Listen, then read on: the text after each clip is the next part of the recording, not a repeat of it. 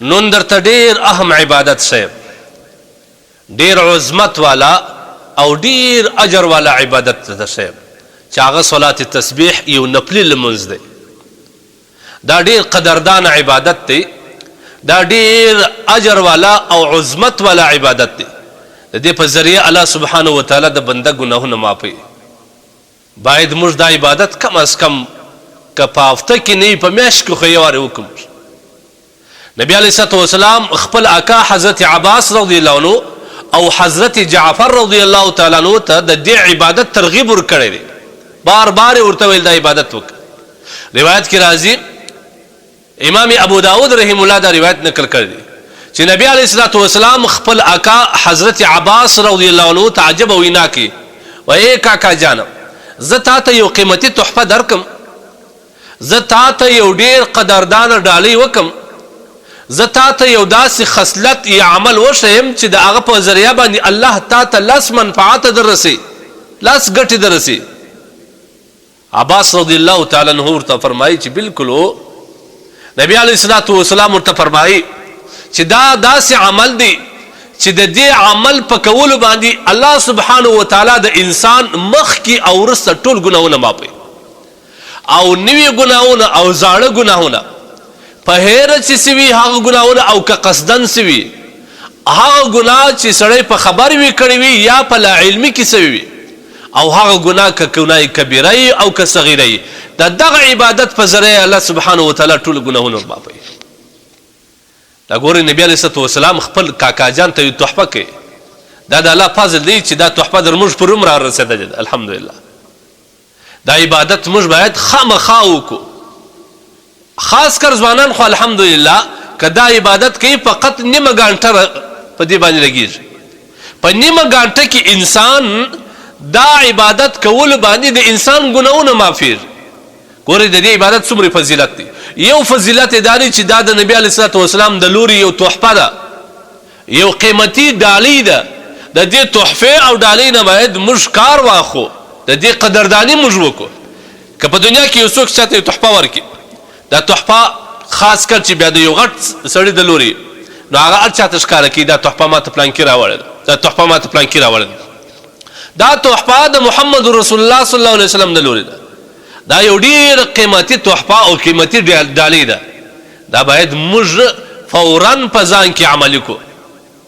نبی کریم صلی الله علیه وسلم خپل اکا ته دا وایي چې ته دا عبادت کوه. په دې عبادت کې دوم فضیلت دا دی چې د دې عبادت په کولو باندې الله سبحانه وتعالی د بنده ګناهونه معافوي. او دریم فضیلت دا دی چې په دې عبادت کې یو کلمه ده چې دریمه کلمه ده، سبحان الله والحمد لله ولا اله الا الله والله اکبر. د دې ورد او د دې دعا ویل 300 واره په دې عبادت کې راځي. دا دعا په حدیث کې د دې دعا ډېر زیات فضیلت راغلی دی. حاکم یو روایت نقل کړی دی چې نبی علیه الصلاة والسلام فرمایي چې څوک دغه کلمه وایي الله سبحانه وتعالی د دې کلمې په ویلو باندې په جنت کې یو درخت ورته راشته کوي. او هغه به څنګه درخت دی الله خبر دی. د دنیا یو غټه درخته، یو سایه‌داره درخته څومره خوند کوي چې سړی د ګرمۍ په وخت کې د دې لاندې کښېني. د جنت درخته خو نو بیا بله. مسلم شریف کې راځي نبی علیه الصلاة والسلام فرمایي چې دا کلمه الله سبحانه وتعالی ته در ټولو کلمو زیات محبوبه کلمه ده. دا په صلات تسبیح کې موږ وایو. امام طبراني رحم الله یو روایت نقل کړی دی چې دا کلمه یو وارې ویلو باندې الله سبحانه وتعالی دومره اجر انسان ته ورکوي چې هغه به د روح در غره هم زیات وي. او بل روایت کې امام نسائی رحم الله لیکي چې کم کس دا کلمه وایي هغه به په انسانانو او مؤمنانو کې افضل ترین مؤمن دی، افضل ترین مؤمن دا یو دی. او بل روایت کې دا هم راځي چې څوک دا کلمه بار بار وایي الله سبحانه وتعالی د دې کلمې په ذریعه باندې الله سبحانه وتعالی د ګناهونه معافوي.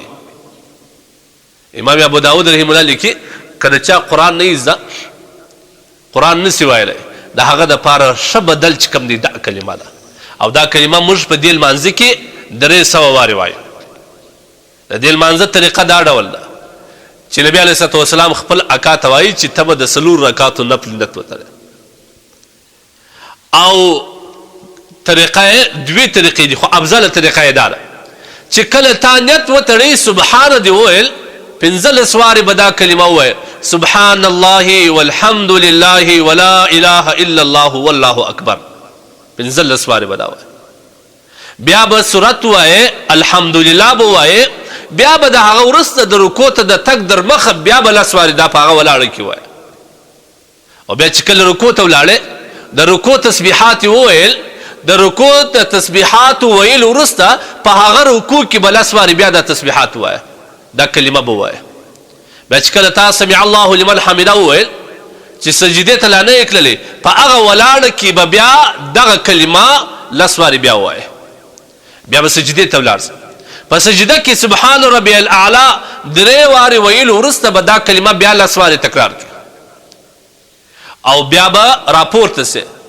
دومې سجدې ته د تګ در مخه په دغه جلسه کې بیا به دا کلمه 10 وارې بیا ووایه، بیا به دومې سجدې ته ولاړ سه. کله چې د دومې سجدې تسبیحات بشپړ او کامل کړل بیا به 10 وارې دا ووایه. یعنی په یوه رکعت کې دغه کلمات یا دغه کلمه چې کوم ده سبحان الله والحمد لله ولا اله الا الله والله اکبر، دا کلمه به په یوه رکعت کې 15 وارې وایه چې په 4 رکعاتو کې 300 واره. دا عبادت چې سړی وکړي فقط نیم ګنټه لګېږي یا به 40 منټه ولګېږي، زیات نه لګېږي، لیکن اجر ته یې وګوره ستا د ټولو ګناهونو د مغفرت ذریعه ګرځي. اوس خو بیا داسې د خلکو تشبهات لیدلي دي، بعض کسان وایي دا روایت سته نه. په دومه بحث کې انشاءالله پر دې د روایت باندې بحث درته کوم.